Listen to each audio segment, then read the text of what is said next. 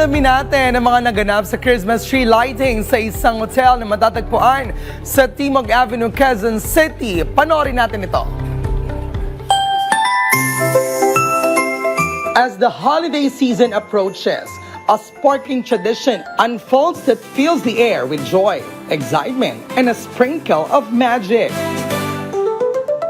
Isa na nga dyan ay ang naganap kamakailan lamang na Christmas tree lighting sa isang hotel na located sa Timog Avenue, Quezon City.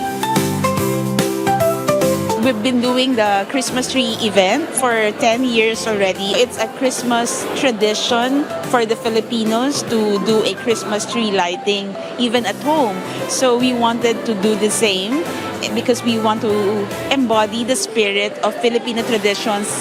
Dito, dumalo ang iba't ibang kilalang personalidad tulad na lamang na aktor na si Enzo Pineda, Councilor Irene Belmonte at Division Chief for the Tourism Development Division na si Miss Maria Victoria Paje.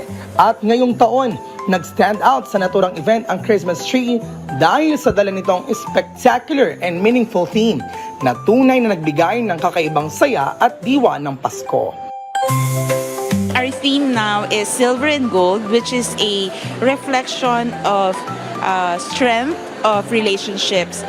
Si silver is of course reflection of ideas and new ideas and opportunities, while gold is a reflection of the value of relationships and partnerships, of course. We wanted to make it parang shimmering or stellar kasi we wanted to showcase that it has been a go-to destination for media conferences, press conferences. Ang gabi ay napuno ng heartfelt performances na nagbigay buhay sa selebrasyon. Nagsimula ito sa kamanghamanghang pagtatanghal ng isang university choral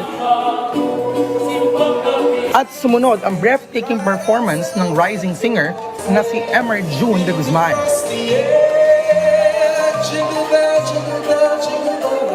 At isa na rin sa mga pinakamahalagang bahagi ng kaganapan ay ang opisyal na pag-anunsyo ng kanilang napiling charity partner sa taong ito.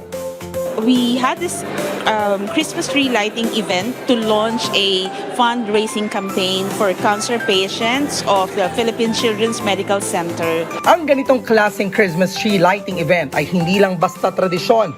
It's the glow of hope, joy, and love.